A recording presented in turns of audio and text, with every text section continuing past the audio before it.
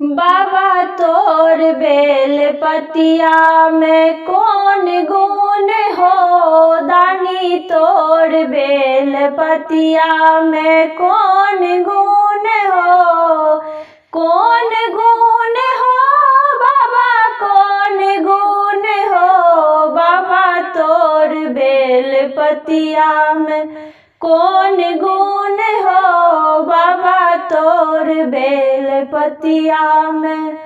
अनिका कह दै छी बाबा महल अटारी, अनिका कह दै छी बाबा महल अटारी।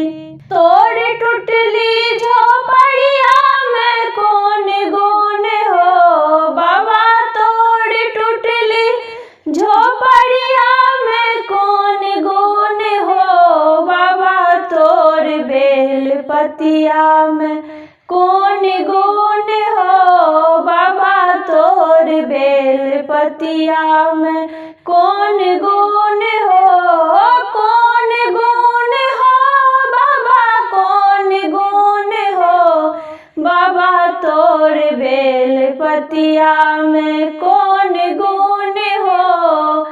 अनिका कह दै छी बाबा साला दो साला, अनिका कह दै छी बाबा साला दो साला।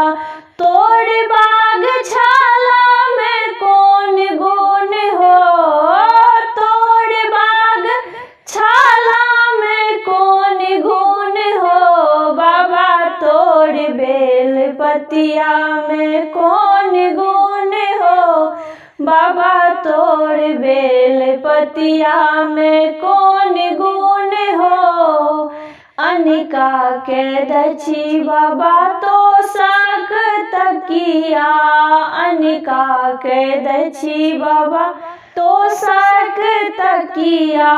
तोर बाग छाला में कौन गुण हो बाबा, तोर बाग छाला में कौन गुण हो बाबा तोर बेल पतिया में कौन गुण हो, दानी तोर बेल पतिया में कौन गुण हो, कौन गुण हो बाबा, कौन गुण हो, कौन गुण हो बाबा, कौन गुण हो बाबा तोर बेल पतिया में कौन गुण हो बाबा तोर बेल पतिया में कौन गुण हो।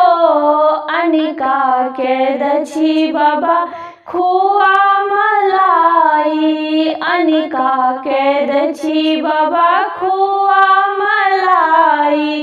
तोर भांग गोला में कौन गुण हो बाबा, तोर भांग गोला में कौन गुण हो बाबा तोर बेल पतिया में कौन गुण हो, दानी तोर बेल पतिया में कौन गुण हो।